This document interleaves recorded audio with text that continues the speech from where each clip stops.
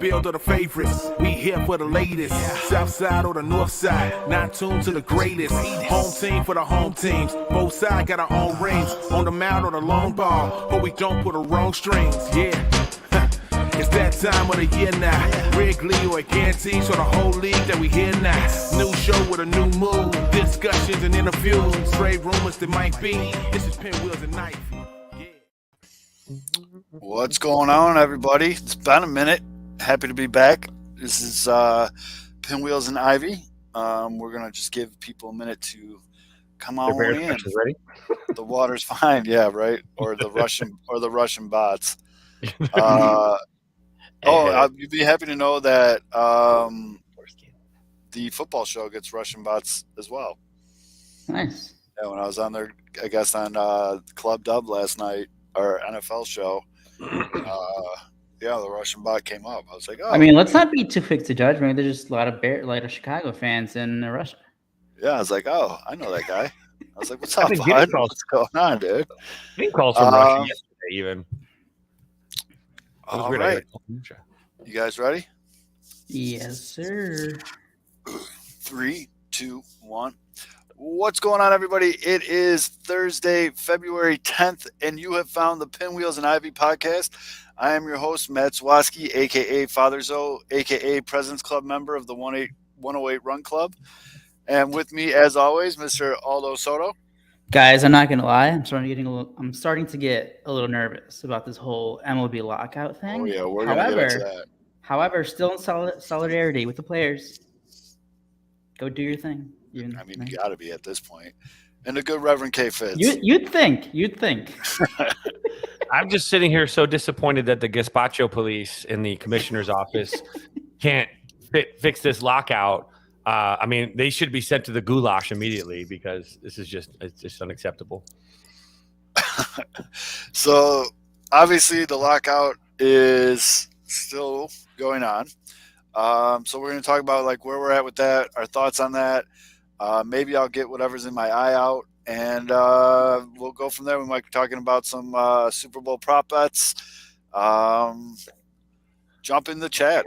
Join us. Talk to us. Let's go. I mean, this is a full-fledged lockout show. We're very excited. Next week, we will have Alex Healy on the show. He is an official partner of Major League Baseball and one of the top streamers for MLB The Show.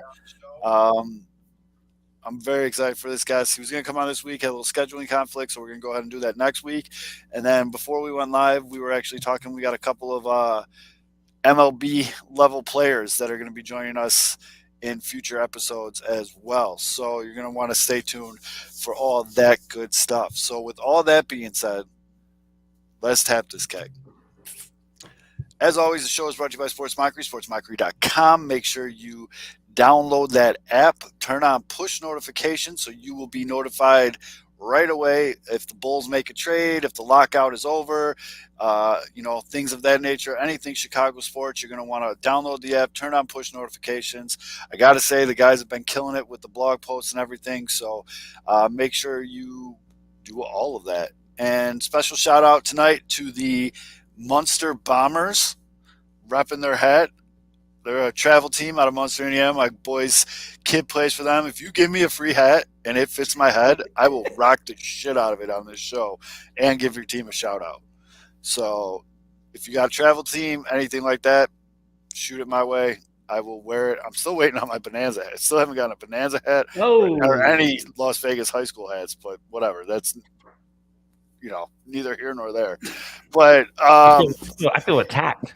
I feel attacked right now. Why would you? That was a shot at Chris Bryant, not you. Yeah, that was a shot at Chris. I don't even have any Bonanza hats anymore. My good close personal friend Chris Bryant. That was a shot at him, not you. Red Bull hat. There we go. He's a free They should agent. give me a hat. I drink 2 of them a day. I should have a damn hat by now. They should have like Marlboro miles for Red Bull. I want my can hat.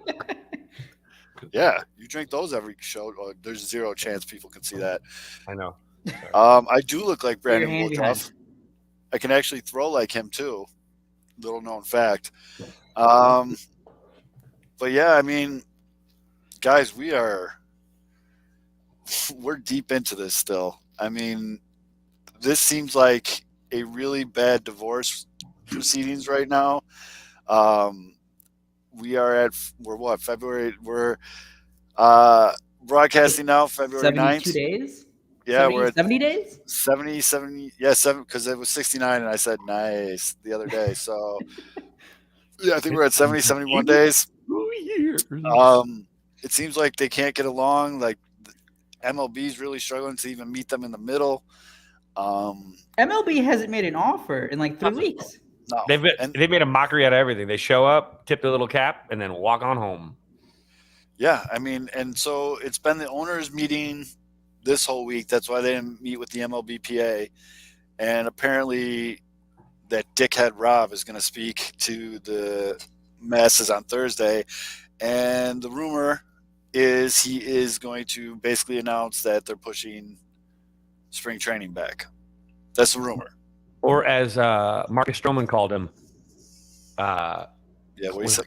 clown called him clown. Yeah. Fred. Clown Stroman went up a notch in my book. I know he's the newest Cub, but he's going right at their throats. Like, he's just saying what we all say, but he's in a, obviously has a different platform, but he's just like, you're ruining baseball. Figure this shit out. And it's like, yes, thank you. Yes, dude, 100%. Oh, real quick, by the way, complete side note, MLB The Show 22 put out their first gameplay trailer. Big focus on Stroman in a Cubs uniform. Yep. It was pretty cool. And Randy Johnson, which is going to be sick. Another Digital big unit. Yep. Sounds amazing. Sounds like Leisure Suit Larry 4. It sounds like a band name. Oh, that'd be a great band name. Digital Big Unit. That'd be a really good band name. But yeah, I saw the Stroman, and it was like the Leo DiCaprio gif. I was like, ooh. So it looked cool. But anyways, yeah, he seems to be speaking for the fans. Like, he definitely has a good finger on the pulse of basically what we're all thinking. Like, you're fucking up, guys. You have so much young, good talent right now in baseball. With Tatis Jr., Ohtani, Tim Anderson, all these guys, and you have a real opportunity to bring in another generation into this game, and you're just shitting the bed. They're gonna have graybeards by the time this thing's over. Yes. Tim Anderson was like, it's Tim Anderson with long beard. I mean, there are obviously so many like shitty things about social media, but like one of the positives is like we're seeing it right now. Like, the players didn't have like this outlet or platform back in the 90s, back in 94 when that happened. Now they do, and we're seeing as much like solidarity between the players that we've ever seen, maybe. So it's great. Like, yeah, the lockout sucks, but again, remember, for anyone who's still on the fence of whose side to be on, at the end of the day, it doesn't matter. Right. You guys are gonna eventually, it's gonna work out because it's all about money. They're gonna get their money, but MLB, since they've like done their quote unquote negotiations, they've had one offer. MLB players came back with an offer, and they're like, all right, fine. We get it. You're not going to accept that. Here's our second offer. MLB hasn't even like gotten back at them at all. No. So, like, MLB this whole thing about, they're MLB or like the players don't want to play. They're the greedy ones. No. they're the ones at the table. MLB is just like, let's hold out. Let's just fucking drain them until we can fucking screw them even more. If you're still blaming the players for the lockout that the owners started themselves, you're kind of a moron. I'm sorry. I don't. The players didn't lock anybody out. This is 100% on the owners. And the fact is, 40 years of them getting the upper hand in negotiations. And Aldo, that might be the greatest point about this entire lockout that changes the game compared to like 94, compared to any kind of work stoppage moment in the history of the game, is the fans have a direct line to these players and their thoughts, and you're seeing it on a regular basis. And you get to, and the owners can't use the media as their water carriers anymore. Look, 1994, the internet didn't really exist at this point. Okay. AOL was still, still. That's my internet. Future. But, so you could literally just, hey, Tribune, write this. These guys will trade access coverage for access. They needed the access at the time because there were only a few. And if you worked at the Tribune or the Chicago Sun-Times and you crossed the Cubs and you were off the list, buddy, you were out of a job. And so you had to play ball. So now we move into the future where now they no longer have the market locked down. The players are openly out here telling us what's going on. The owners can't, again, I'm going to tell you right now, the early 90s is where this Scott Boras boogeyman myth started too, in the early 90s, because the same thing. Now look at what happens. Players are like, dude, he's just trying to get us taken care of. And the biggest part about this too, by the way, and I was critical of it early on when I went the first proposal by the players, they are going back for the service time now. They're doubling back on service time, and I'm here for it. I love it because that is a very, very big important part about how these owners do. They take a player and they use up his prime years, paying him nothing, and then they justify not paying them at the end, saying, well, they're too old to pay them. So at this point, we're able to, this needs to be fixed, and it's becoming it is a labor problem. Like anybody that worked their job, imagine working your job for no pay, and by the time you were already ready to go to be the president of the company, they say, yeah, you're fired or you're too old. We're not going to pay you. Thanks, see you later. And that's what they're doing with these guys. And I'm glad that they've doubled back on that. And it's only going to get I'm willing to sit out a whole season. I'm going to miss a whole season of baseball if it means the players get. But you know what? A little bit at a time. I was almost there with you, Kevin. It sucks, but I'm just saying a chunk. a little bit. I mean, they do have to understand that you're trying to weed out 30, 40 years of upper hand negotiations from the owners. You're not going to get everything, but damn well, you got to push hard and take a chunk out of it right here. Yeah, that won't happen just because of TV deals and all this other shit. Like, there's no way they're letting a whole season go away. Nah, but I was just saying I'd be willing to lose a whole season. To your point, although, like someone that I never thought in a million years I would follow on social media is Max Scherzer. Like, why the hell would I follow Max Scherzer? Max Scherzer has been very articulate and very, like, he's putting into terms that I can understand on Twitter. If you guys aren't following Max Scherzer, and trust me, believe me, I never thought I would ever be, like, advertising this. Go follow Max Scherzer. Like, he's breaking down what they want in very simple terms, and it literally just sounds like, I mean, if these owners would just meet them in the middle, like, they'd be okay. You know what I mean? It's just like they just have to move a little bit. And, the owners said they wanted to bring in a federal mediator. The players like, no, dude, like, we're not doing that. And I get why they want to do it. I guess they did it in 94 and it just was terrible. And so they're like, yeah, we're not doing that again. Like, that's dumb. I see Evan Drellich is reporting that the next meeting between MLB and the MLBPA is set for Saturday. So, Mandic is going to talk. Wait, say again, Although you cut out. One last D-Flow to win his bet there. That miracle meeting on Saturday. It is. It's that like that 11th hour rescue for D-Flow is going to show up. He's going to be like, I'll represent you guys. Let's get a deal. B-Fluff in a suit can be very convincing. I hope you wear the Will Ferrell half T-shirt and a hot top, bikini shorts. But so Mandic's going to talk on Thursday. He's going to say nothing. You guys, everyone's like fully aware of this, right? Like, nothing's going to get accomplished. They're going to just delay spring training, right? That's the big announcement. Yeah, and he's going to try to blame it all on the players. I did see one thing where someone was like, can't they technically just do regular spring training? Just use they basically are already. Like, yeah, exactly. Like, why can't TA and all these guys are already posting workout videos on Instagram? Like, they're doing everything. I'm saying for like the MLB team. Like, guys are still gonna be working out and like probably doing a lot more now that there's no testing. Right. But like for the MLB team, show up fucking swole. Can't they just use their minor leaguers to just play those games that don't actually matter, but if they care about revenue? Service time, buddy. Service time. No, spring training. Spring training has nothing to do with service time. That's true. Yeah, I don't know. Anyway, they can do spring training if they want. That's a good point you just brought up, though. And it's kind of, I mean, people reported it, and it was like some people made jokes about it, but it wasn't really as talked about, and we all know that they're going to fix it. But, dude, per the previous agreement, the testing for steroids agreement ended. So right now, because there's no agreement in place or anything, I mean, these dudes can come, like Lurie Garcia's going to come to spring training like 280, fucking hitting tanks, dude. And I mean, obviously, I've got to imagine when the new agreement's reached, they're going to renew the drug testing policy. But right, that's the only reason why, because there's no agreement. Yeah, because there's no agreement right now. But The Springs stock market has also gone up quite, in the last couple of days. Dude, Carlos Rodon right now needs to be loading up on whatever just he can. healing his arm, like everything he could think of, he needs to just be putting into his body. Are you breaking the rules if you do steroids right now in this little dark area where there are no rules, Kevin? They don't test for it. Now. They can't. It's. I mean, I'm sitting here. I'm like, hey, man, this is. All of a sudden, you could just. Actually, if you were smart and if you weren't on like a playoff team and you knew that by like the second half of this season, well, no, I guess you still have to wait. Like these guys know when they're going to get tested for the most part. Like they had to have started their cycle back in September. Yep. If you knew that this was coming, which I'm sure they did. No, they all knew. They knew a lockout was coming. But like a guy like Lurie Garcia, he's old, he's on the back nine of his career, whatever.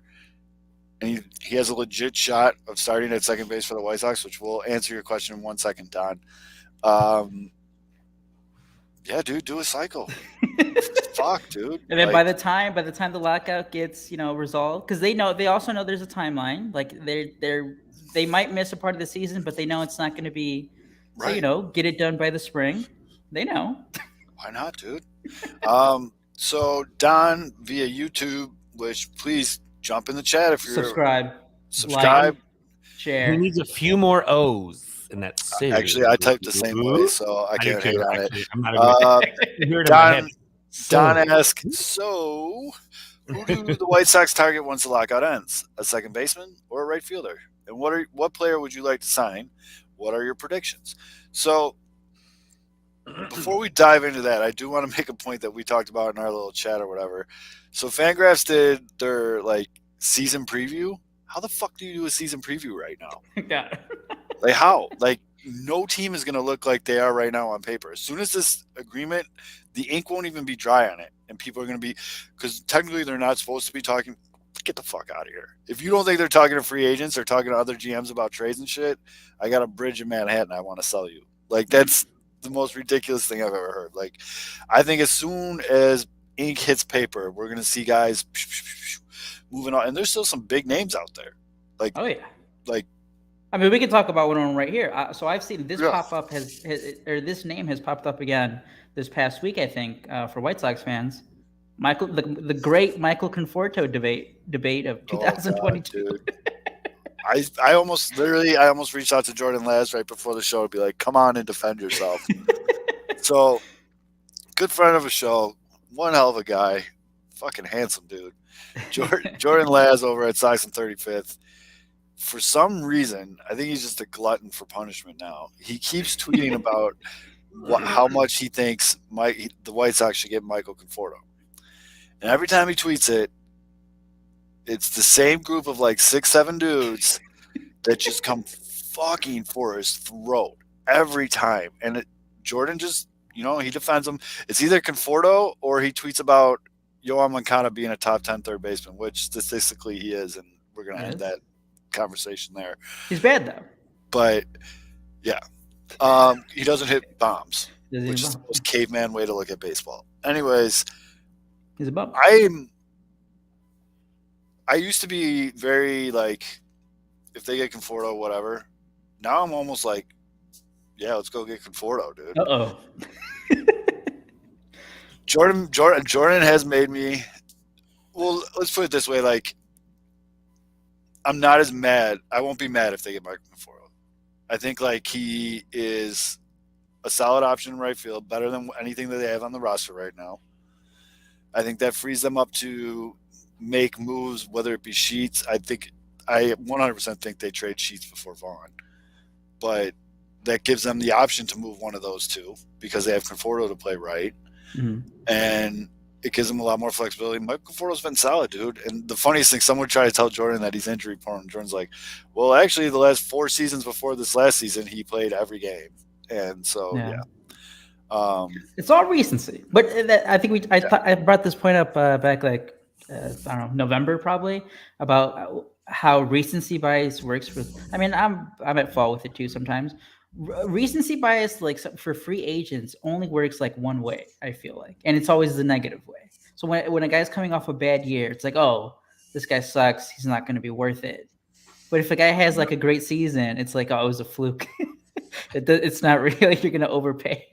Yeah, that's what really what the Conforto like amongst White Sox fans. That's what that conversation is around because he has been solid for like most of his career. It's been 2020, which again for me, whatever for most of these guys. And then 2021, he was injured, and when he wasn't injured, I was getting healthy. He was solid again. He's a career 255 hitter, dude. Like, he's not bad at all. Like he's an OBP guy. Yeah. He's another great on base percentage guy. Career 356. Yeah. Like, let's go, dude. The White Sox need. God, we've had this conversation about the White Sox a million times. White Sox need guys that get on base. They can't all just swing. You know what I mean? Like, but in the big picture too is it frees them up to make other moves. So I'm all for Mike Foro signing. But yeah, I mean that's fine. Do I think they go second baseman or right fielder? I think it's right fielder. I don't like it, but I think Larry Garcia is going to be the starting second baseman for the White Sox. And here's the reason I don't like it, and I really want to make this clear. As soon as I say that, everyone comes at me, oh, you're just a hater. I don't get why people hate Larry Garcia. No, it's not that I don't like Larry Garcia. I think Larry Garcia is a fucking phenomenal super utility guy on your team. And I've said it a million times on the show. World Series teams have Larry Garcia's on their team. My reason for not wanting him to start at second, and I think P. Knowles said this too, is if he's your starting second baseman, what do you do when someone gets hurt? Oh, that's right. You're basically using your safety net as an everyday starter. So now you've taken that out of the way. So it's, yeah.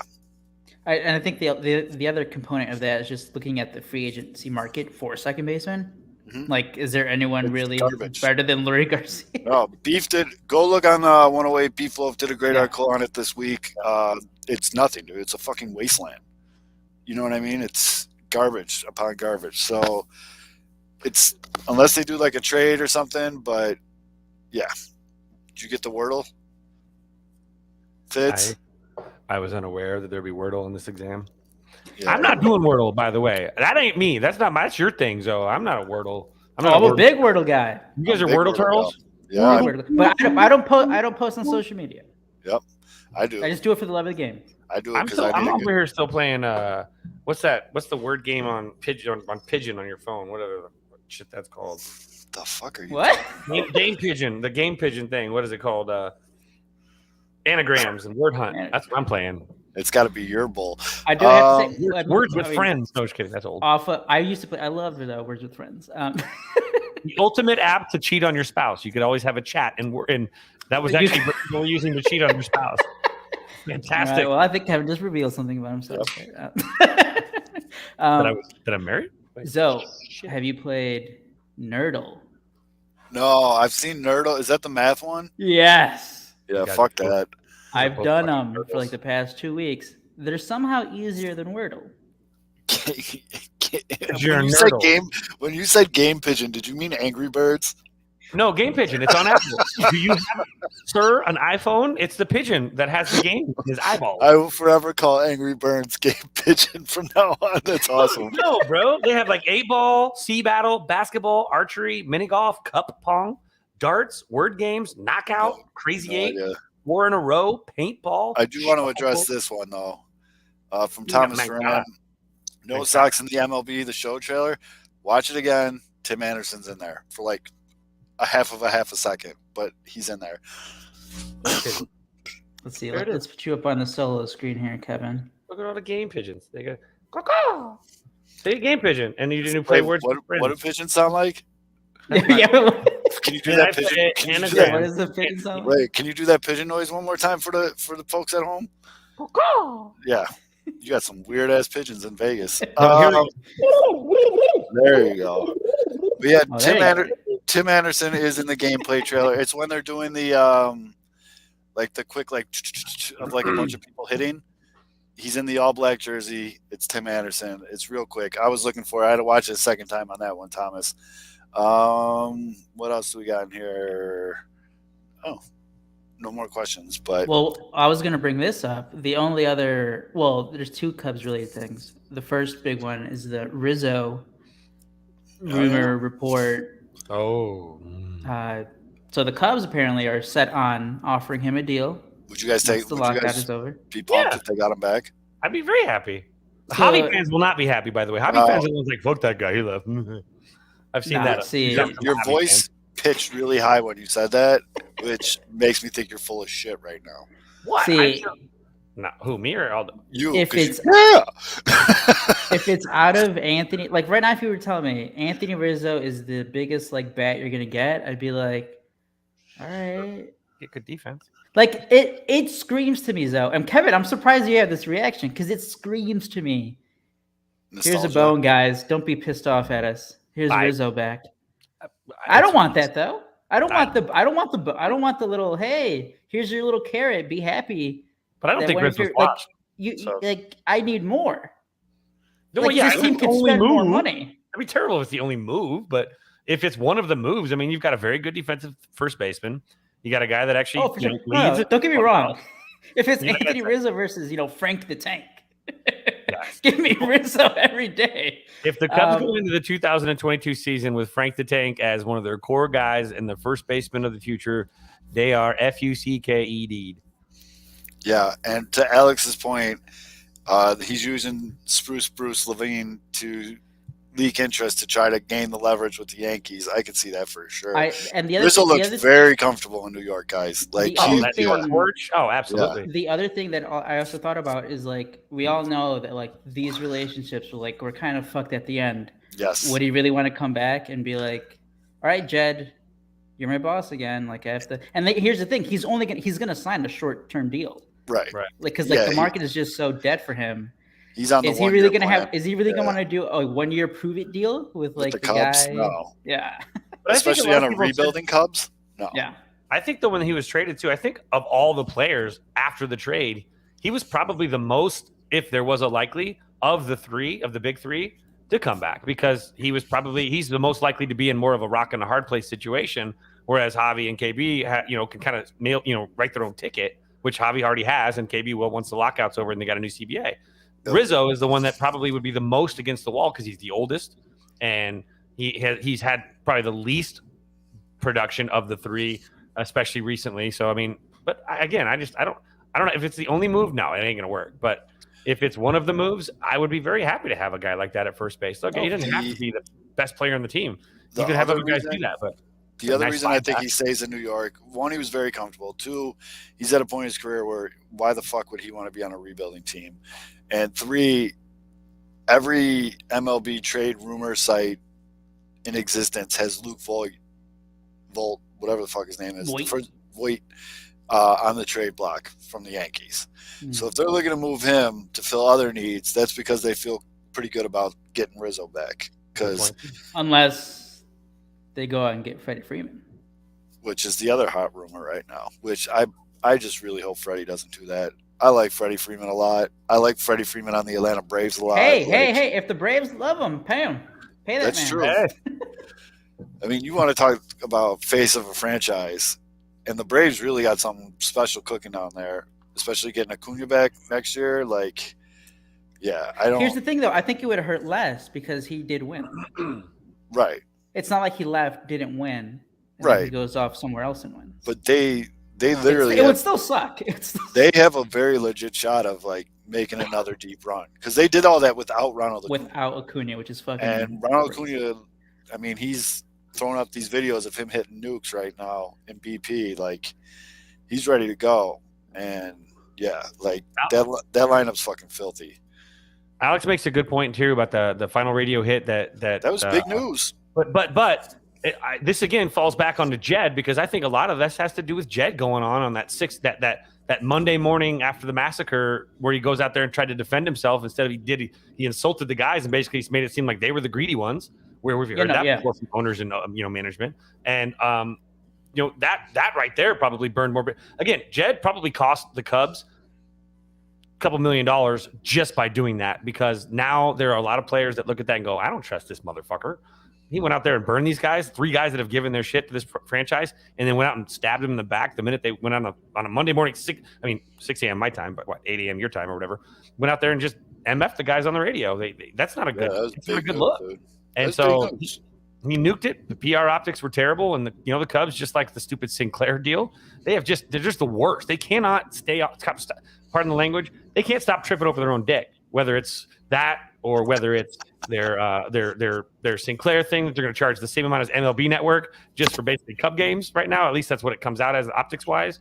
I know there'll be more teams probably on that, but it's just they just can't stop with the bad optics. Like it's one after another, and it's little stupid shit like moving the statues to build a sports book and like all this other stupid. And who's mad about? They're going to be put back in. That was we talked a lot about. They said they weren't going to move it in the first place. I remember we knew this like 4 months ago. Yeah, you guys made fun of me on here. They say, "What are they going to take the statues down?" You're not going to take the statues down. They took statues down. Put them back. We're going to put them back. They have to move. They're fucking building something new. They have to around to it. 2024, 2025. And yes, Jack, I agree. Using service time. Bruce as your media mouthpiece is hilarious. Like, Kevin, are you actually mad that they moved the statues right now because they're building something? I was just more mad because I hate the Riggins. So, I get that, but like, this is my guy. This is my guy. This is my boy from college, Mikey D. Jocks. This is my Canadian buddy. So you want to talk about the Blue Jays? Is he the one who told the story about you in the bowling alley? No, that was my guy up there. Okay. Yeah, no, Mikey, D. Jocks, dude. I know I've been talking up your Blue Jays now on this show for like 2 years, dude. Been wearing their hat. I'm a big, usually I've worn their hat a couple times. I am a Blue Jay. You got to love Flo Bichette. You got Vlad Rad Jr. Vladdy, yeah. And I mean, the team, they're like 1 or 2 pieces away, but I think the Blue Jays are primed to make a run, dude. I really do. They lost, but, losing Marcus to the Rangers, that was a big hit. But they still got little Biggio. So, I don't know.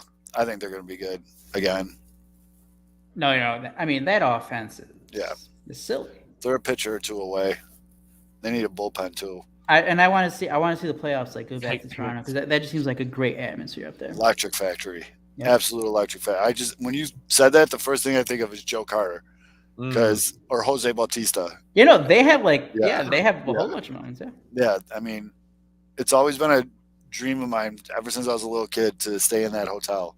And have sex in front of everybody, right? You were going there, weren't you, Zoe? Because you were like, and have the window open so that everyone in the ballpark can see your ass cheek up against the window. And nope, no, just want to stay there, Cap. Just want to stay there, bud. Play a little Words with Friends. Maybe some game pitching. Canada. It's called Kilometers with Friends, Liters with Friends. Just want to hang out in the room and fire up some game pigeon and watch a ball game. Hey, my girlfriend and I play the anagrams. We're just chilling, watching TV next to each other, and we're playing anagrams. Yeah, the pigeon. Yeah. How many? Okay, here we go. Ooh, that's right. How many teams are you expecting in MLB to have in the playoffs in 2022?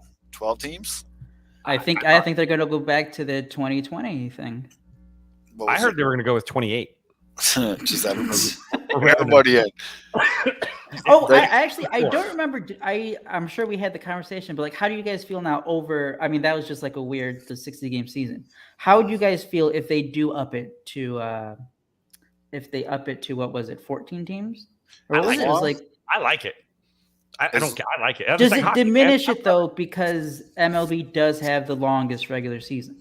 I think if they did that, it'd be really cool if they cut it down to like 154 games or something like that too. So just kind of eat out a little bit. But I love the might happen with this lockout. What I love about hockey is hockey's postseason is like 3 months long. Yeah, I mean, not really, but it's a war of attrition. It feels like forever. It's like 2 months long. Yeah, it feels like forever. I mean, it is, and every game's intense as shit.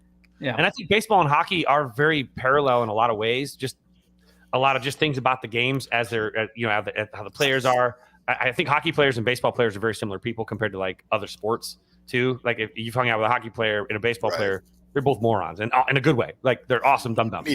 Blast. And I think that would be great for. I mean, it's like basically a giant club team tournament, man. Why not make it exciting? You know, maybe throw in there like a team dance off in the middle, and the team with the best score then moves on. Even shit, I don't know. My big thing, dude, is as long as they still make the regular season mean something. You know what I mean? That's the thing. That's the bottom line. You have to make the regular season. You get all home games first round? Because one of the big things that Max Scherzer points out in his tweets, again, big Max Scherzer guy over here now, is they're trying to get rid of tanking. They don't want tanking to be a viable strategy anymore. So you have to make the regular season count. But see, if you expand it, you don't. There's also a way where, like, okay, well, we don't have to go all out because we can just win 82 games and get in. Right. So there's also that thought. But like, I don't know how I feel about it yet. I mean, does it water down the quality of the games in a regular season when you're going to an NHL game when they have that kind of a playoff? No, when that many teams get in? I mean, I honestly, I mean, I don't know. I'm just saying this. Every Golden Knights games I've gone to are they're sellouts. I mean, what can I do? It's, right. It's just popular team in hockey right now. I know. But again, that's still half the games. That's true. I mean, but it just, I don't know. If it does water it down, then yeah, you don't want that. Both leagues made it to the series when they had the expanded playoffs in 2020. Which so that one seed. Fair. It's a delicate dance. I'm down for the extended playoffs because obviously more playoff games is better in my eyes because playoff games like entertainment value. Oh yeah, but they can't lose the integrity of the regular season. You know what I mean? Like, what would you? And it's a genuine concern too. Yeah. What would you give? Would you do like? I don't think they would do buys. No, but they're talking about like you get to pick your opponent type shit. Like that's stupid shit. Yeah, that's the thing. See, I kind of like that though because if I'm one of the lower seeds, and the White Sox are like, yeah, give me I don't know, just pick a team. The Blue Jays. Yeah, give me the Blue Jays in the first round. If I'm the Blue Jays, I'm like, oh, say word. All right, you think we're cheeks? Let's go, dude. You know, it adds a little bit more. That just reminds me. That reminds me too much of the XFL for like the opening kickoff is two guys. Yeah, like it's too gimmicky. Yeah, that's I like that shit for like the All-Star game stuff, but like I don't know. I get it. Call me a fucking guy yelling at the clouds, but no. You don't want to play the number one team. Don't be the last seed. Go win some damn game. That keeps the game. If someone picks the postseason matchup, that only encourages people to go for the 1 seed. But when you're out, it doesn't matter if you're the 1 seed or the 8 seed or whatever the 6 seed. It does or the 12 seed. It doesn't matter because someone could pick. You could be the 2 seed and you're going to get picked by. You might get picked first because they like the matchup. Go earn your matchup by if you don't want to face the 1, don't be the 8. If you don't want to be, et cetera, et cetera. You have to go out and win your games to keep from getting that terrible matchup against the team that's beat everybody. Like, is there anything at the level of like the extra inning rule that would make you like annoyed? Because like I think most people hate the starting the runner at second base thing. Yeah. So like, what would be equivalent if like they did that for whatever new playoff system? Would you be like, what the hell is this? Home run derby to determine who gets the last seed, like shit like that. Like you have to pick your guys with the least amount of home runs on your team. Yeah, a bunt off. A bunt off would be great. A bunt they off, had that in the Japanese league, yeah. The guy with the most home runs has to be your bunt off guy. They should still do that for the All-Star festivities stuff. They should do those little mini games. Oh, I love those. You're talking about the one where like the bunt, like they've got to get the bunt off or like the targets. You bunt at the target. Yeah, that's fun. I don't know, man. Like, there's smarter people than me that'll figure this out, but like, I don't know. I feel like that's the delicate dance they have to do. Not lose the importance of regular season games, but also try to make the postseason. Yeah, like, yeah, I don't know. I mean, I think the only thing is like, I don't think anything that they would do. Do you think anything that they would change in terms of the format or whatever new rules they would have for the playoffs? I don't think it would lose fans. Like if you watch baseball, if you're like in this day in and day out for 6 months, you're still gonna watch. You might be annoyed. You're still gonna watch though. I don't think there's anything really that they can do. I still watch those stupid 7-inning doubleheaders. Right, yeah. Like I don't think like that's the thing about baseball. Like I hate 7-inning. I see you guys in the comments. I don't like. I hate it too. I don't like 7-inning doubleheaders. I like it at the high school level. I like it. Hey, that's great. When I'm watching pros. Yeah. You're paying that much for a ticket. Well, you're getting 14 innings. The biggest thing that annoys me about that is like, and it happened already when guys throw like no-nos and shit, and then you get like, oh, did that count? Because there's only 7 Right? innings, Yeah. and, It's like, wait, all no, that it shit. doesn't because it's not a full game. But wait, we made it a full game. Yeah. I got a Okay. question. So when do they stop selling beer in those 14 innings? Those 7 innings? Interesting. They're supposed to stop after the top of the 7th. So what? Beef. Since you love attending them, when does the most important thing in the Do they stands stop and start? pouring? I get the draw from an in-person standpoint for the 7-inning doubleheaders, but as just a guy that watches it mainly on TV every day, I just hate that shit. I especially hate it when you're on the other side and like if you're already facing a tough pitcher, it's already tough as hell on you. But like if a guy only has to go 7 innings, like he's just going to be letting it loose for most of it, and it's like fuck. Okay, it's the 6th inning. We're down 3-0. The game's over. This makes a lot of sense on why people that go to games more than often than not, they like going because they just keep slinging the brews. But when are they going to, you talk about fan engagement and really catering. When are they going to start having on the premises cannabis lounges in these baseball stadiums? Because I wouldn't put it past them. I'm here for that. That would be great. You can go sit and eat some like ballpark food on like a giant baseball glove bean bag. And I don't know. I think isn't like most recreational use though, like you have to technically do it at your house because like I think that's like the big Vegas, barrier, right? Yeah. Vegas is actually opening up lounges now. We have lounges on the way. But it is for the most part everything has to be like hidden and basically in your house. But in Chicago you got to do that shit at home, man. Well, lobby. Hello, Jerry, just go in there and say, "Hey." Change the regulation. Oh, look at that! Look at this idea. Now we're cooking with gas here. 7-inning doubleheaders, you should be able to cut off your 2 worst hitters. Just bat 7 guys. Yes. I'm in. We're cooking now. Oh my God! Imagine the conversations though on Twitter. Oh, it would be it'd be on fire, dude. Be on fire. Holy shit! It'd be amazing. Holy shit, that would be Larry awesome. Garcia versus like Gavin Sheets, like Larry's like an extra innings.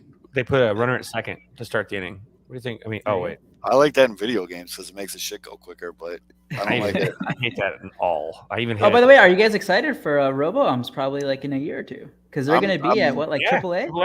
I can't wait to Extremely curious. Yeah, I'm extremely curious to see how that works out. See, here's the thing. I know there are going to be fuck ups. There's very true. Damn 108.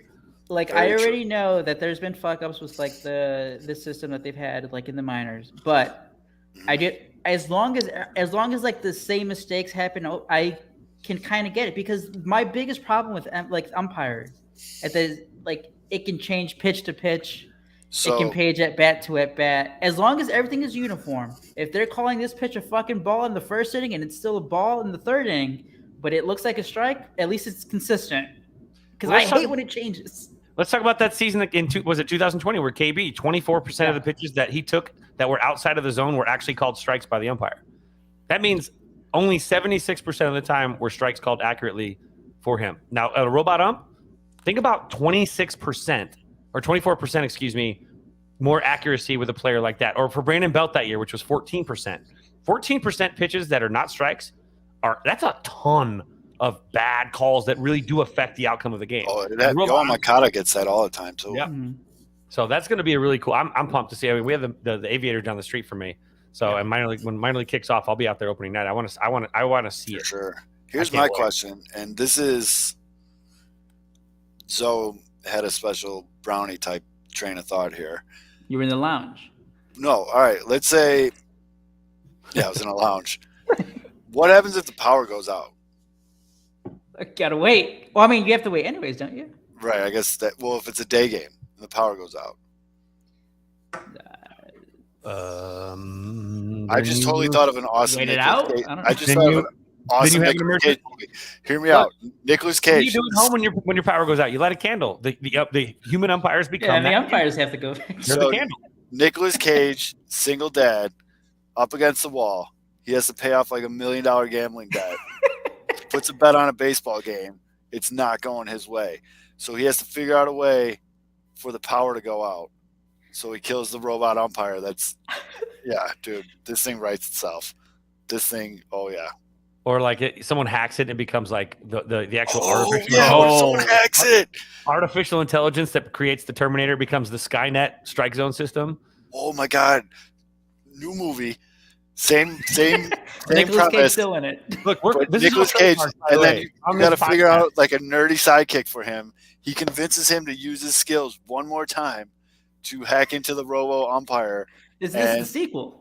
Or and gets the shit done his way. Or Robo Ump becomes self-aware, uploads its consciousness into Gary Busey. Dude, and you gotta stop putting Gary Busey on my I just need a Gary Busey buddy flick with Nick Cage and Charlie Sheen maybe in the trunk. I think that would be really great. Robo Ump becomes self-aware. They get addicted to gambling. They're in the hole. Oh, they have to fix games. Online gambling through PointsBet. Dude, we're cooking, boys. We're cooking. This movie is going to be amazing. Or it crafts Holy itself shit. into Like Joe West actually infiltrates the strike zone system and becomes digitally enhanced Joe West. That's the plot twist at the end. It's not that Nicolas Cage and this other guy are hacked it. It's that the Robo is already self-aware and they're going against the hack. Oh. That's the big twist, dude. It's like Age of Ultron except with strike zones. Yeah, yep, that's the M. Night. That's the Shyamalan twist, dude. Yeah, what a twist! Yeah, who's gonna voice the AI though for the robot? Gary Busey. There you go. There's your Gary Busey. That's how we get him in this movie. It's got to be either Morgan Freeman or no. I want Fids imitating Morgan Freeman to do the the voice. Or what's his name from Family Guy? Could do it. Cleveland. It could be the voice of Cleveland. Somebody throws a dirty curveball. He's like, "Oh, that's nasty." That's so nasty. This movie's dude. We're making this movie. I'm taking notes over here. We're gonna put together. Oh, Fids, make your film class do this. Yeah. Look, what's this? Tell him to write a script. Tell him to write a. Yeah, we have a new assignment for you kids. You got to make this movie happen, and then give these guys all the credit. This movie's gonna be amazing. I mean, guys, this movie is gonna pop up on Netflix like in 2 years. I can't wait. And, well, if it's on Netflix, it's gonna have Kevin James in it. So we gotta have you seen that movie? I refuse to watch it. Michael Papagiorgio has to be in it. Michael Papagiorgio. Hold on, so give us a quick review. What's it called? Like Game Plan or Game? The Game Game something. Kevin James plays Sean Payton. Oh God, no! It's so terrible. It's right after Bounty Gate, so he gets suspended for a year. He goes to Texas, and his wife has a new boyfriend who's played by Rob Schneider, who's like a hippie dude. And his kid is the only good football player on like this shitty peewee team. Okay. And he goes to the game. And keep in mind, throughout this whole movie, he owns nothing but New Orleans Saints clothes. Throughout the whole movie, he either has a Saints t-shirt on, or a Saints visor, or both. And he does work a side job at the mall doing security. The kids' Pee-wee's team is coached by the werewolf dude from Twilight. Taylor Lautner. Taylor Lautner. Yeah. So that's what he's been up to. Right? They were really scraping the bottom of the barrel. He goes to watch the first game, and they're getting smoked by this team. And he just goes down to the field, and Taylor Lautner's like telling his kids, like, all right, we're going to – and he looks at Peyton. He's like, blitz. And then he goes, safety blitz. And so they run a safety blitz, and they sack the quarterback. They score a touchdown. Kids go nuts, have a pizza party. And he has Sean Payton or Kevin James, will you come on as the offensive coordinator? Power goes to his head. ESPN shows up. They see his team get smoked. He's embarrassed. So he takes over as the head coach. And then the kid's like, you told me football was supposed to be fun. And then he's like, that was a big lesson to be learned. And he gives it back to Taylor Lautner. And then at the end of the movie, him and his kid are boys. And he takes his Pee Wee trophy and puts it in front of his Lombardi trophy in his office. And he's like, at any point was Sean Payton in the movie likable? Oh, I thought you meant was he in the movie because he makes a cameo as the janitor for the Saints. Single-handedly set back sports movies a decade. Because like normally this was just like a Netflix movie, right? It was just Netflix. This is what should always be straight to Netflix. This is just a Sandler movie, right? Yeah, Sandler he had to deal with them. Yeah, he signed like a contract for like $20 billion with Netflix. He has like that Eddie Murphy Disney movie deal where like, he had to do a whole bunch of movies, even if they were shitty. Yep. But like I just remember watching the trailer, I'm like, Are we supposed to like Sean Payton at the end? Because he just comes off like as the biggest asshole during this entire thing. They make him like a likable asshole, and then at the end, like I said, he learns his lessons that football is fun. Did he give a really good speech at the end about how he learned and changed? Like the end of most like. It's not like a good speech. It's like a little 2-minute like. Did they make any bounty jokes? Like, give you some of the kids' parents do, because like the one kid is like the quarterback and he makes him the running back, and the dad makes like a crack at him or some shit. I don't know. I was half paying attention, but. Kevin James is Joe West. There you go. Put him in the movie. Yeah. Now we got the Sandler money, dude. Now we're in the writers' room right now. Keep pitching ideas. Sandler money, we have about a 50% chance of getting this made. Actually, now at this point, if we can get this on Happy Madison Productions, yeah, we're close. Let's see. Rob Schneider. He could be the dorky sidekick or something. Yeah, I was thinking David Spade. Get David Spade in there in the nerdery, and he needs to be the analytics guy. He's the analytics guy. Yeah, Sandler wasn't even in the football movie. Alan Covert. Alan Covert could play like a manager. Don't they put Shaq in every movie too? Like we just give Shaq a part, but it's got to be a part that normally is a small person, but it's hilarious because Shaq is huge. Like Shaq will play Treasy or something. Like we gotta have, yeah. Well, Jumper's favorite guy, Peter. You just reminded me of The Longest Yard with Adam Sandler's football movie. You know who was in that? Who used to play baseball? Who's in the news this week? Who can be in the movie? Nelly. Oh, there you go. We got to field teams. We got to put some athletes out there. Don't look up Nelly. Nelly has great camera work already. Maybe he can direct a few scenes. Oh, not safe for work. This is going way over my head. So yeah. So look it up right now. I want to see. Hop on Twitter. We want a reaction. If you just type in Nelly. On Twitter I'm typing in Nelly. It's just getting hot in her. Type in Nelly. Here we go. It's getting hot. Do it. Hold on. I gotta get there's a lot of jokes going on here. Oh, yeah. Just find the video. There's a video.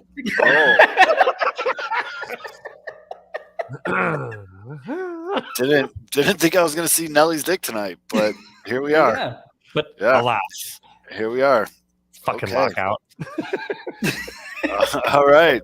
Lockout. This is your fault, Manfred. There was Nelly yesterday. Adidas with their supportive tweet today. Yeah, they had the boobies. Yeah. I thought that was like a joke. Like I thought they got hacked, and I was like, "Oh, that's the pinned tweet on their official account." So like, all right, cool. Like they're trying to make obviously they're getting a lot of attention. But then I saw they replied the same tweet to something else. I'm like, all right, guys, chill. It's a pinned tweet. No, but they used that tweet. They used it to reply to something. I forget what it was. Yeah, dude. Wow, I can't believe you guys just made me look at Nelly's fucking twig and two berries. Well, Nelly made you look because he posted it on his Instagram. Yeah. Well, now all these other jokes make a lot more sense. Oh, cool. I had the Bulls money line. They just smoked them. All right, cool. But yeah, so that's. I guess it's that ad was actually it's for inclusive sports bras. I guess was the ad. I mean that's I mean you got to tip your cap on that sense. It's they rolled the dice big time. I mean it is. It's. I mean we're at this point now in society where we're trying to stop objectifying everything, and I mean that's a risk right now that it probably alienates some people, and it might be the greatest thing a 10-year-old kid just saw on Twitter, and he's going to go buy some Adidas tomorrow, thinking the receipt will have boobies on the back. I gotta clear my search history here. Jesus Christ! So do you guys? I'm not sure if you guys saw this, but it came out. The book came out January 11th, a couple weeks ago. It's called The Eye Test: The Case for Human Creativity in the Age of Analytics. But it's written by a guy named Chris Jones. It's getting fantastic reviews, and it's basically I'm gonna read just kind of like the quick like kind of summary or whatever. The Eye Test is a necessary course correction, a call for more balanced personal approach to problem solving. Award-winning journalist Chris Jones makes the case for the human element, for what smart, practiced, devoted people can bring to situations that have proved resistant to analytics. Jones shares what he's learned from an army of extraordinary talents, including some of the best doctors, executive athletes, meteorologists, magicians, designers, astrophysicists, and detectives in the world, and there are lessons in their mastery. Of course, there are decision makers. I want to read this. It just came out. Jordan, if you're watching, Jordan, I'm sending you. If we had it. Hold on, Jordan. Check your Twitter DMs, Jordan. Are we gonna have Jordan jump on? I want to hear him defend Michael Conforto. Oh, okay. That's so awesome. That's so perfect. I'm going to give him a platform. So bring up his terrible numbers or whatever from whatever season. Giving him a hardcover. We need to have an intervention with Jordan because I really am starting to get nervous that he enjoys getting yelled at by people on Twitter. Like if the Sox signed Conforto like 5 years, $95 million, how happy are you going to be? That's going to be brutal. That is a brutal deal for Michael Conforto. Holy shit!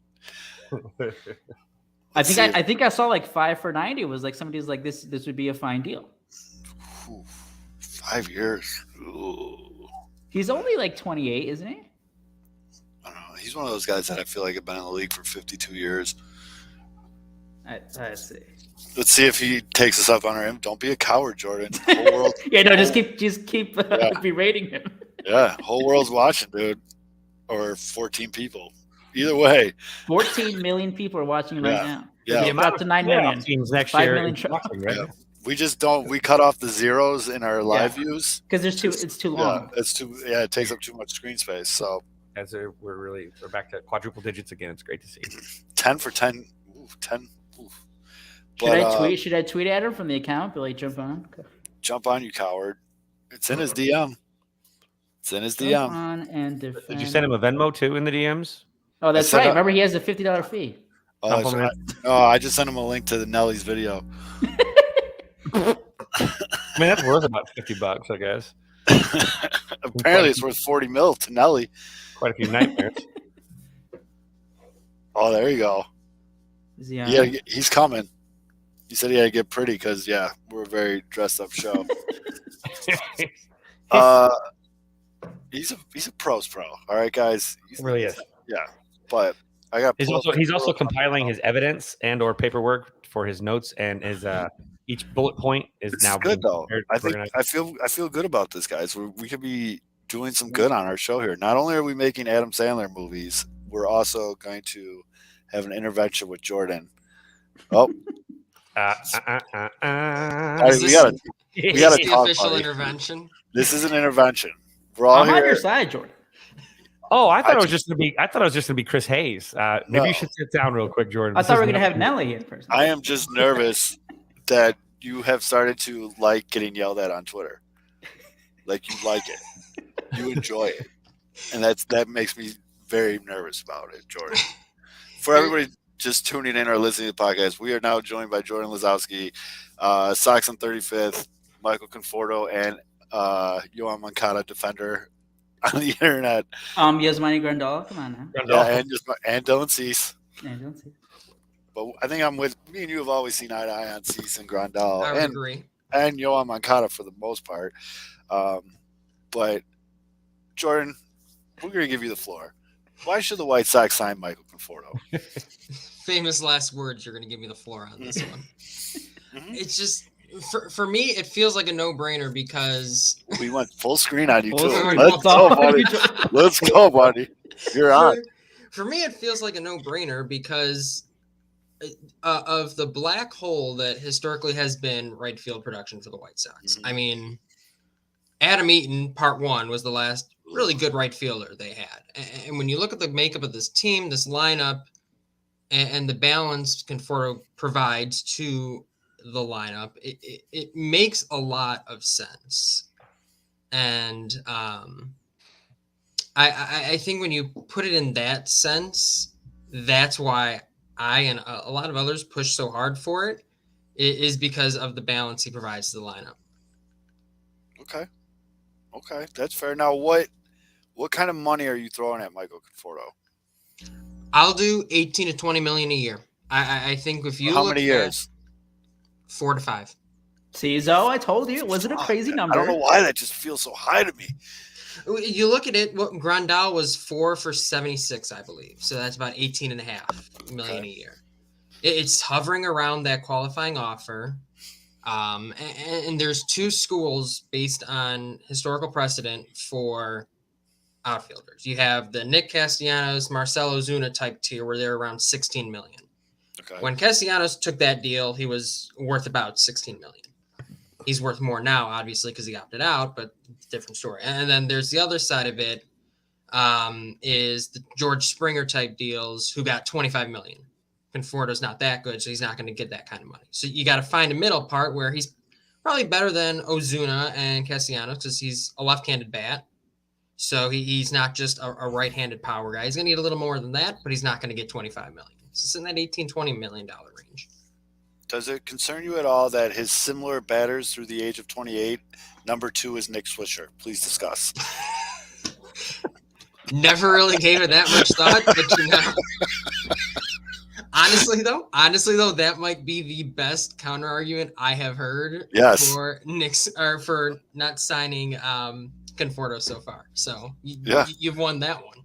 Yeah. So for people that don't know, Jordan will tweet about adding Michael Conforto, which, as Beef says in our comments, only White Sox fans need to be explained why you want to add a good player. And every time he tweets anything about Michael Conforto, he gets attacked that Conforto doesn't pass the eye test. It goes on for a long time too. These aren't just 1 or 2 tweets. These are, you can write a small novel. We could actually include this in our screenplay. Oh, I don't know if you know this, but we wrote a movie on this episode. Mm-hmm.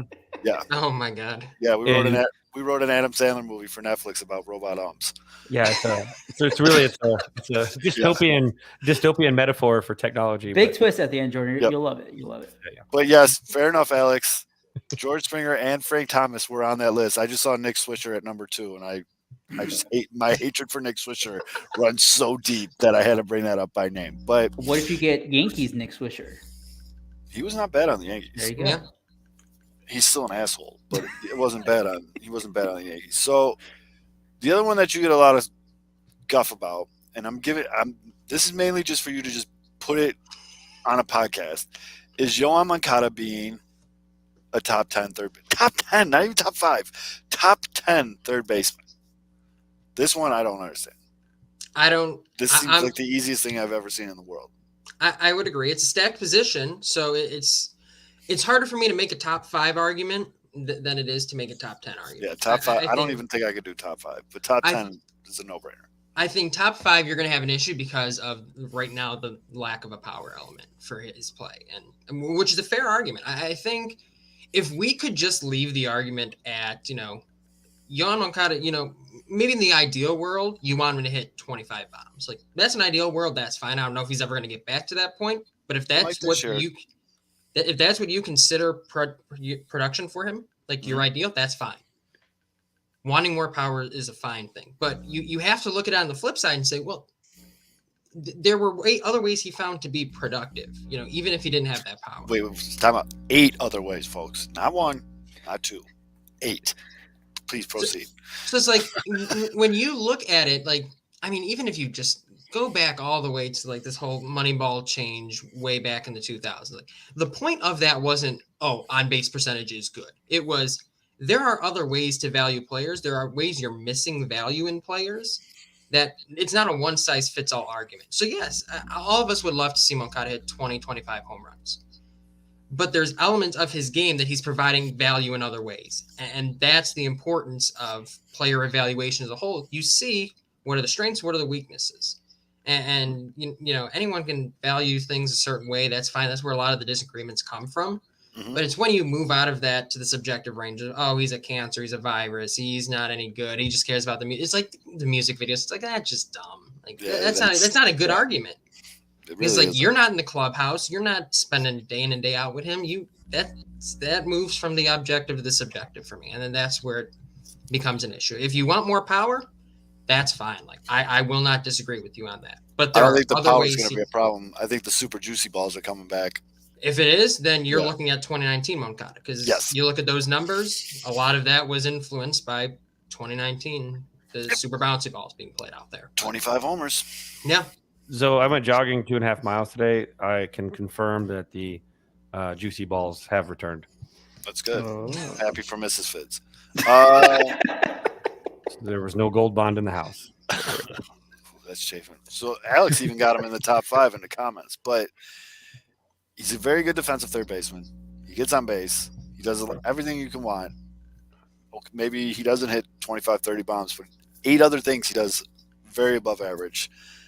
It's just a wild argument. And the fact that people just want to move him around so willy-nilly, too. Oh, just put him at second. What? Like, come on, guys. It just depends. It depends on what you value. But I don't think there should be a world, and that's where I get in my Twitter arguments. Then Zoe yells at me, and I realize I'm wrong, but I still keep doing it. Where it's like, there's a difference between, like debating if he's top 5 or top 10 versus debating if they should trade him for pick your random player who's obviously not as good as Yohan Moncada objectively. No. So it's like there's 2 different schools of the argument. We can argue top 5, top 10 all day, like that's fine. Mm-hmm. But it's like arguing beyond that, it feels so trivial and unsubstantiated to me. I'm with you, bud. I'm glad you graced us with your presence. Do you feel better now? You should feel better now. I do. I don't know why you let me do it, but you should feel better now because you're doing the Lord's work out there, Jordan. You're doing because I care. Your yeoman since we have you here, and since hopefully this lockout will end within the next week or 2 or 3 or 4. What do you think about strike zones becoming self-aware, turning into artificial intelligence that tried to take over the world, utilizing our military technology and NORAD? That's part of our movie. Oh, so I can tell what you think about all of this. My question was, once the ink hits the paper and this lockout is over, we had a couple people ask us in the comments, though, do you think it's just like a Conforto and they're done? Or what would you like to see the White Sox do as soon as they're able to start their green lit on making moves again?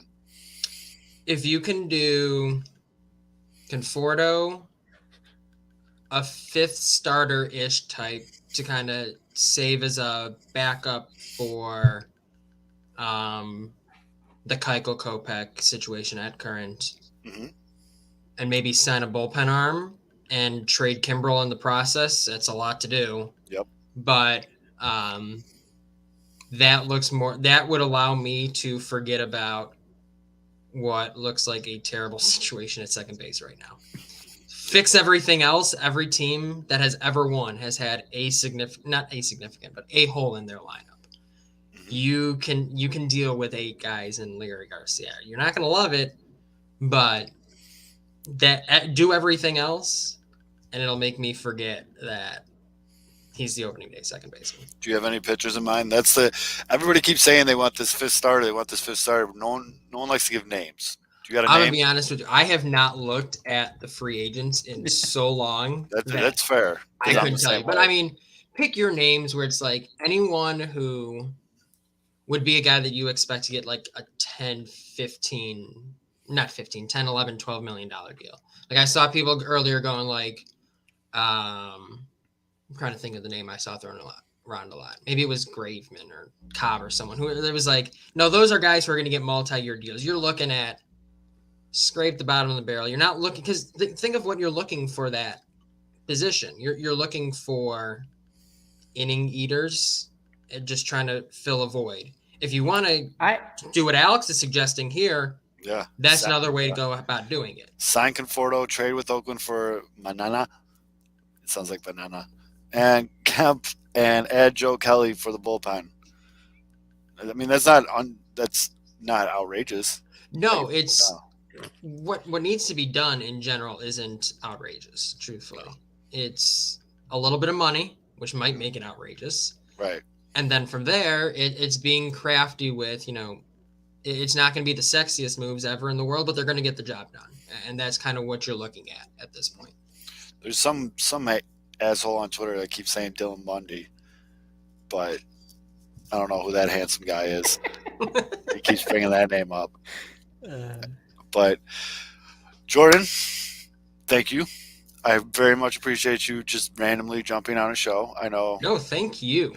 Yes, and I hope now you'll have this recorded. And you can just start when people start coming back at you. Just send them the link. That will actually get some. And the best part is, Jordan, they're gonna have to listen to us talk about a fake Adam Sandler movie for Before they 45 get to minutes before they get to it. So that's like the best punishment you could do to people. That's fantastic. Actually, that's You know what? That That's sounds awesome. perfect. That's fantastic. Be like, yeah, I jumped on this podcast and explained everything. I don't know the minute mark. And then they have to But go listen to find that it. shit that's like the fucking 2022 Rickroll. That's hilarious. Oh, well, thank you very much, Jordan. I think we're Thanks, going to wrap Jordan. this up because I'm losing my mind. Although, Jordan, Kevin, anybody got any final thoughts they'd like to part with? Rest in peace, Jeremy Giambi. Yes. Peace. That was RIP, that was very sad. hate to see There's you been a, guys. a handful of players who've passed away fairly young. Yeah. Past year.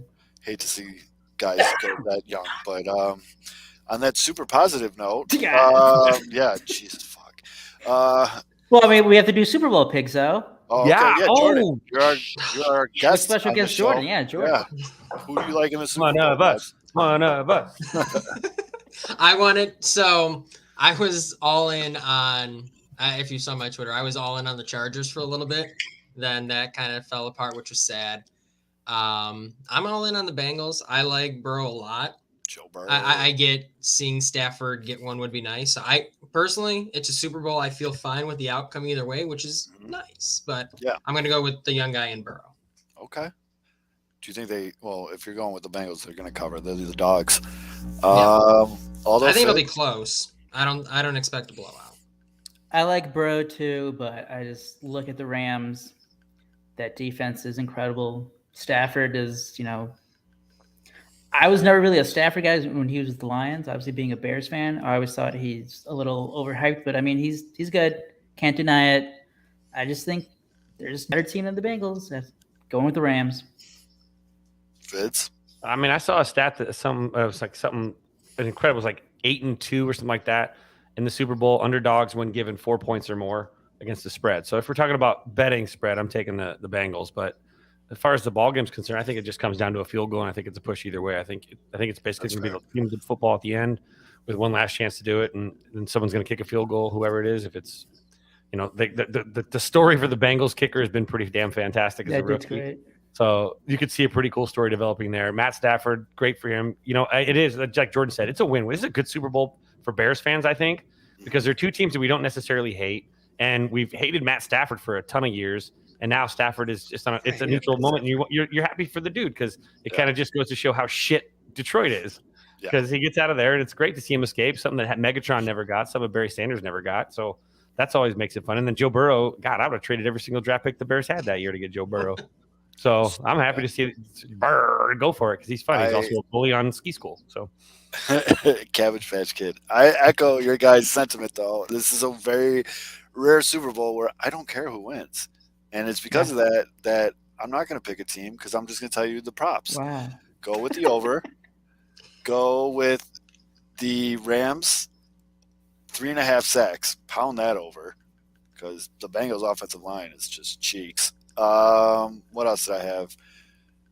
Although I found out what an octopus was. Thank you to Josh Nelson. That's when a player that catches the touchdown also converts the 2-point conversion.